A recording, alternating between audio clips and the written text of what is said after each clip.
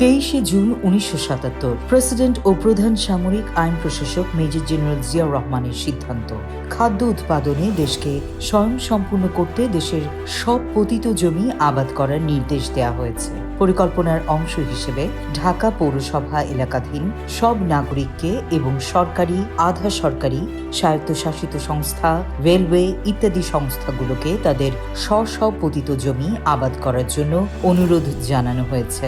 আগামী 31শে জুলাইয়ের মধ্যে পৌর এলাকার পতিত জমি আবাদ না করা হলে ঢাকা পৌরসভা এসব জমি আবাদ করার জন্য কর্তৃত্ব গ্রহণ করতে বাধ্য হবে। 23শে জুন 1978 প্রেসিডেন্ট নির্বাচনে বিজয়ী হওয়ায় জিয়াউর রহমানকে অভিনন্দন জানিয়েছেন জাতিসংঘের মহাসচিব কুর্ট ওয়াইল্ডহেইম। এক বার্তায় বিভিন্ন গুরুত্বপূর্ণ দায়িত্ব পালনে প্রেসিডেন্ট জিয়াউর রহমানের সাফল্য কামনা করেন তিনি।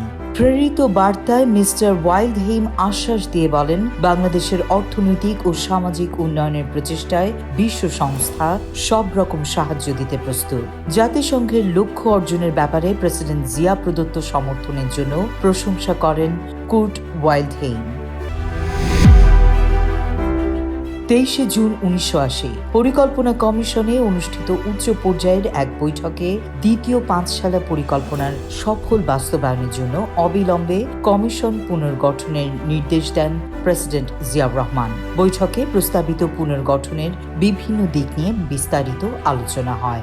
দ্বিতীয় পরিকল্পনার লক্ষ্য অর্জনের জন্য এই পুনর্গঠন অপরিহার্য হয়ে পড়েছে বলে জানানো হয়।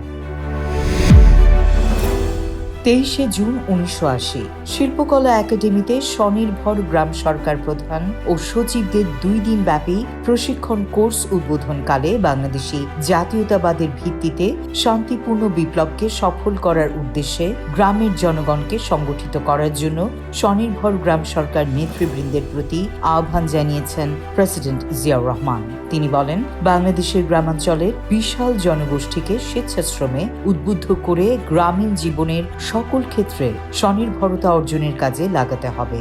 সম্ভাব্য স্বল্পতম সময়ের মধ্যে গ্রাম থেকে দারিদ্র্য দূর করতে হবে, কারণ গ্রামের অবস্থা ভালো না হলে দেশের অবস্থা ভালো হতে পারে না। গ্রামের মানুষ গরিব হলে সরকার ধনী হতে পারে না।